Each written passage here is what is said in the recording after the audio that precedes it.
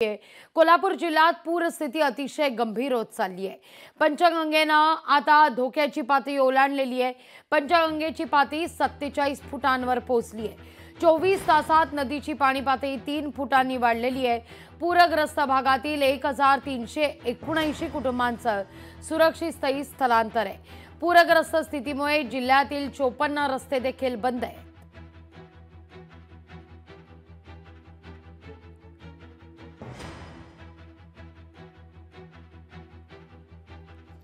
कोल्हापूरमध्ये ही दृश्य आपण पाहतोय। वयोवृद्धांना अक्षरशः खांद्यावरून नेत स्थलांतर केलं जात आहे।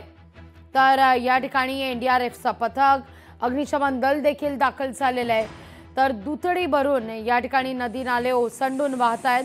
पंचगंगेनं आता धोक्याची पातळी ओलांडलेली आहे। पूरग्रस्त स्थितीमुळे जिल्ह्यातील 54 रस्ते हे बंद ठेवण्यात आलेले आहेत, बंद झालेले आहेत। किंबहुना हे सगळे रस्ते पाण्याखाली गेलेले आहेत। ही दृश्य आपण पाहतोय। हे तलावाचं स्वरूप या कोल्हापूरला आल्याचं पाहायला मिळत आहे। कोल्हापूरमध्ये मुसळधार पाऊस आहे कालपासूनच किंबहुना, आणि त्यानंतर सखल भागात या ठिकाणी पाणीच पाणी अशी परिस्थिती आहे। घराघरात पाणी शिरलेलं आहे, वस्तूंचं नुकसान झालेलं आहे।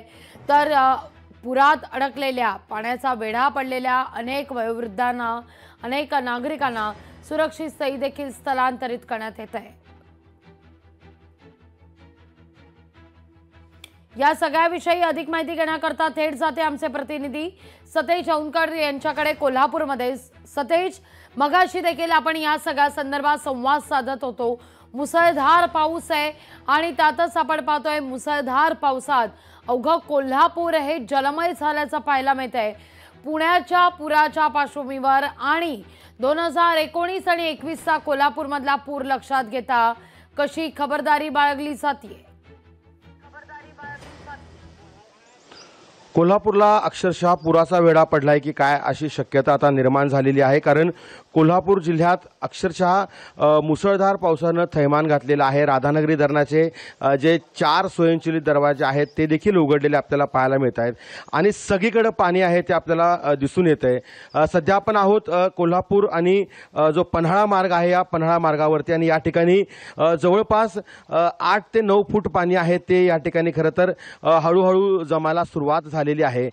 काही ग्रामीण भाग आहे जो की वडंग्याला रस्ता जातो, हे कोल्हापूर शहरालगतचं गाव आहे। या ठिकाणी जवळपास 10 ते 12 फूट पाणी आहे ते आपल्याला पाहायला मिळते आणि पाण्याचा प्रवाह आहे तो खूप मोठा आहे। त्या ठिकाणी उभं राहणं देखील कठीण आहे, कारण या ठिकाणी पाय घसरतोय आणि पाण्याच्या प्रवाहासारखा माणूस या ठिकाणी वाहून जाण्याची शक्यता आहे।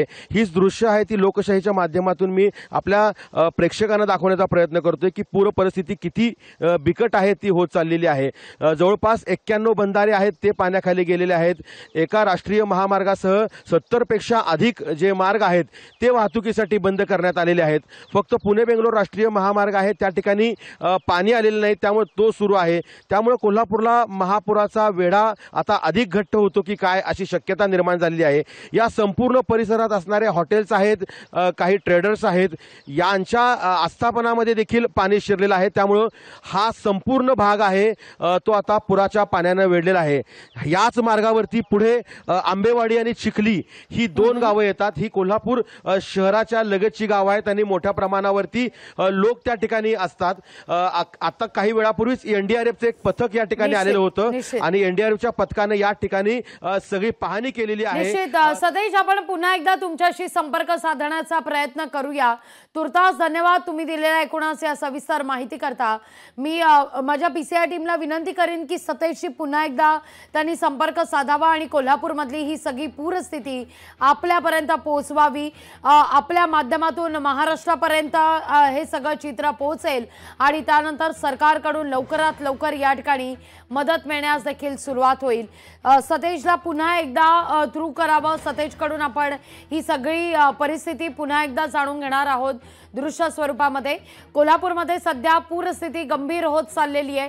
पंचगंगेनं आता धोक्याची पातळी देखील ओलांडलेली आहे। तर अर्थातच अनेक नागरिकांना सुरक्षित स्थळी स्थलांतरित सुद्धा करण्यात आलेले आहे। या सगळ्यावर नजर कायम असेल। लोकशाही मराठी ऐका, पहा, जागरूक रहा।